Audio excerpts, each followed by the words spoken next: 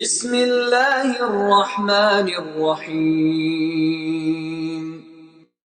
ورحمۃ اللہ وبرکاتہ۔ حاضرین و ناظرین، قرآنی فارمولے بیان کیے جا رہے ہیں۔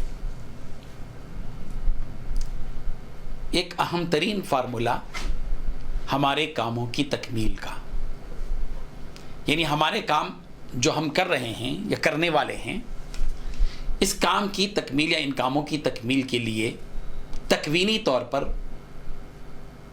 حقیقی معنی میں کیا سبب ہے جس سبب کو اختیار کر کے ہم اپنے کام کو مکمل کر سکتے ہیں۔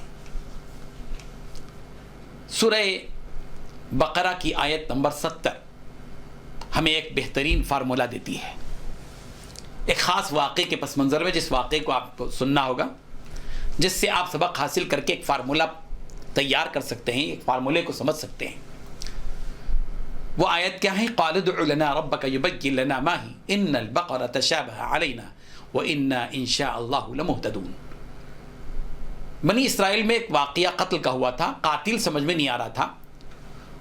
بنی اسرائیل اس سلسلے میں پریشان تھے، تو اللہ تبارک و تعالیٰ نے بنی اسرائیل کو ایک عجیب حکم دیا، کہا کہ تم ایک گائے کو ذبح کرو، اور گائے کو ذبح کرنے کے بعد تمہیں پتہ چلے گا کہ کون قاتل ہے۔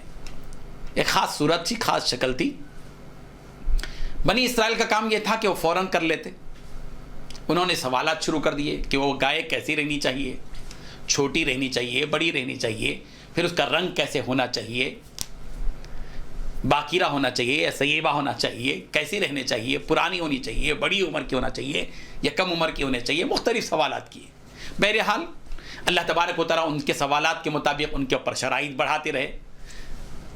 آخر میں بنی اسرائیل نے یہ کہا، جب شرط ان کے پر اور نافذ کی گئی، وَإِنَّا إِن شَاءَ اللَّهُ لَمُهْتَدُونَ۔ وہ گائے ان کو پہلے نہیں مل رہی تھی، لیکن آخر میں چلا کر بنی اسرائیل نے ایک خاص جملہ کہا کہ وَإِنَّا إِن شَاءَ اللَّهُ لَمُهْتَدُونَ، کہ ہم، اللہ نے چاہا تو ضرور اس گائے کو ہم پالیں گے۔ یہ جب جملہ بنی اسرائیل نے کہا انشاءاللہ، اللہ نے اگر چاہا، تو پھر اللہ تبارک و تعالیٰ نے اس گائے کی رہنمائی کر دی۔ وہ گائے ان کو مل گئی، انہوں نے اس کو جو ہے ذبح کیا۔ ایک لمبا واقعہ ہے بہرحال، لیکن ہم کو صرف فارمولے کو سامنے رکھنا ہے، صرف فارمولہ لینا ہے۔ کیا فارمولہ؟ یعنی جو کام ہم مستقبل میں کرنے والے ہیں یا آئندہ جو ہے، یا یہ کہ وہ کام ہم کر رہے ہیں، تو اس کام کے دوران ہمیں ضرور انشاءاللہ کرنا چاہیے۔ انشاءاللہ میں فلاں جگہ سفر کرنے والا ہوں، انشاءاللہ میں فلاں کاروبار شروع کرنے والا ہوں، انشاءاللہ میں فلاں چیز خریدنے والا ہوں۔ یہ انشاءاللہ کا لفظ ہم روٹین میں رکھیں۔ اس انشاءاللہ کی برکت سے اللہ تبارک و تعالیٰ ہمارا کام بنا دیتے ہیں۔ یہ بڑا بہترین جملہ ہے، سنہری جملہ ہے۔ تو اپنے کاموں کی تکمیل کے لیے، اپنی کاموں کی تکمیل کا کیا فارمولہ ہے؟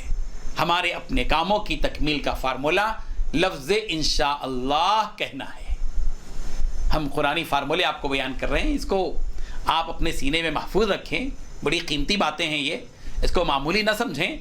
اللہ تبارک و تعالیٰ نے یہ فارمولے دیے ہیں۔ ہم دنیا کے فارمولے لوگوں سے، انجینئر سے، فلاں سے فارمولے لینے کے لیے کتنی جدوجہد کرتے ہیں۔ یہ تو آفاقی فارمولہ ہے، یہ تو دائمی فارمولہ ہے، یہ تو پرمیننٹ فارمولہ ہے، یہ تو اخروی فارمولہ ہے، یہ قیمتی فارمولہ ہے، یہ تو آفاقی اور آسمانی فارمولہ ہے، یہ تو رب ذوالجلال کا دیا ہوا فارمولہ ہے۔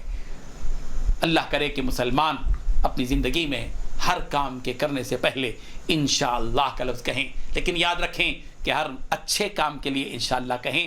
برے کام کے کرنے کے لیے لفظ انشاءاللہ کا استعمال بعض مرتبہ آدمی کو اسلام سے خارج کر دیتا ہے اور کفر میں داخل کر دیتا ہے۔